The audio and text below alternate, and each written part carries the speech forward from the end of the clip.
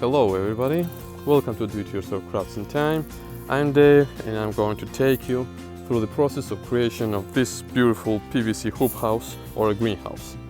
This is practically a finished product built just in 2 days, and during the video I'll share with you all the recommendations, pros and cons of doing things in one and another way based on my personal experience from the project. So let's do this.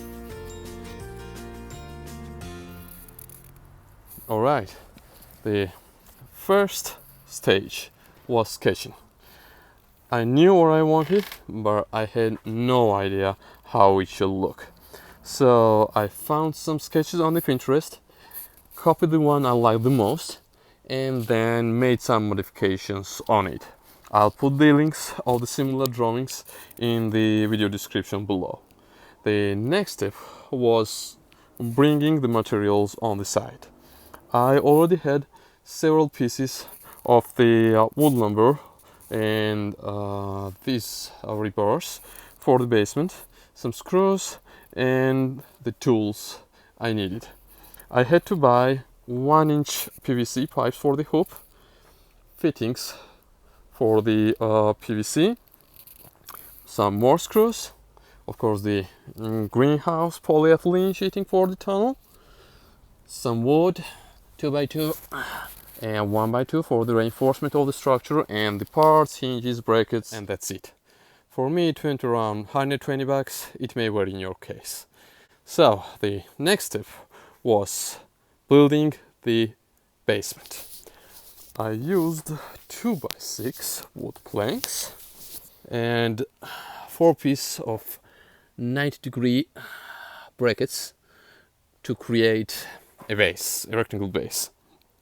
Then I hammered these rebars in the ground so I could use them as an anchor for the pipes, for the PVC pipes, and I left above the ground for around 9 or 10 inch only, so it's like 1/3 of it to use it for the purpose. And the distance I set between the rebars was 3 feet. So after the base was prepared, I glued the pipes together in these points.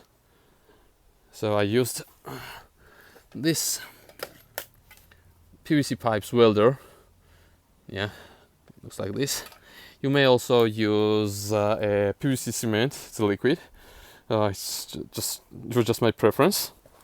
And the width I took for the base was the actual space I had. As for the height of the tunnel, to create it, I used this simple math. Just multiply the width of the basement by 2. In my case, it was around 10 feet, so I glued the pipes together for 20 feet and it worked just fine. I used T-shaped, let me show you, fittings for the edges and crosses for the other joints. The inner space between the glue points is around 3 feet and the outer parts are 7 feet long on each side. After this, I used a recycled door frame to create an entrance for the one end of the tunnel and made a new one for the other end. Then used some screws to fix the frame on the PVC pipes. Again guys, this is up to you what height you will use, either for the height of the tunnel or for the door frame. Just make sure you fit in and you're able to move around easily, and that's it. What you should consider though is that the curve of the tunnel should allow you to reach every corner of the hoop house, so keep this in mind. Another suggestion from me is to make as much openings for the airflow as your construction allows, but be careful. I made my first big mistake when I created these trapezoid windows for this end, while I crafted triangles on the other one, and I'll explain why in a minute. The thing is that when you stretch the poly over the top of the trapezoid, it deforms and leaves you with some unwanted cracks between the window and the frame, while the triangle holds everything as needed. As we talk about stretching, my personal recommendation is to never put a polyethylene sheeting alone. The whole hoop house project took around 18 hours working hours, and even the structure looks complex. It took me and my friend around 1/3 of the time, if not more, just to stretch all the poly parts, and only 10 or 11 hours was spent to craft the whole skeleton. So please take this into consideration. Before I continue with the windows, I would like to share with you one more recommendation. Do not put holes in the covering. For me it worked this way. I rolled the poly over the wood here like this and screwed in it, like I screwed it in the base lumber. Then I stretched the cover over the frame and did the same thing on the other end. That's it. If you wish to add some more screws to hold better or to stretch it more, do it on the edges, not on top of the PVC frame. If you look here, you'll see the poly is stretched over this wood frame and screwed in it, not in PVC. So please keep this in mind. And the last thing I did with the hoop was to create to actually create these windows, which are four, like two over here and two there.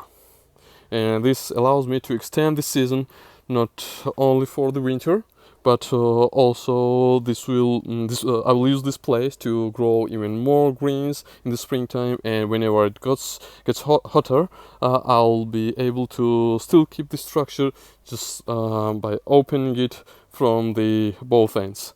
These parts are assembled separately, including the poly over it, and are then attached to the main frame using the hinges. And as you see here, the doors are, like the doors here are also done the same way. And let me show you the window too. So this window opens like this, so it has hinges down there on the basement down here, and it opens like this, goes all the way down and up, and that's it. So the same goes with these windows also, but the difference is that this one opens from the side, so it has hinges on the side, and that's it. Again, this is a do-it-yourself project, so do it your way. Just keep in mind some suggestions and you're good to go. I believe that's it.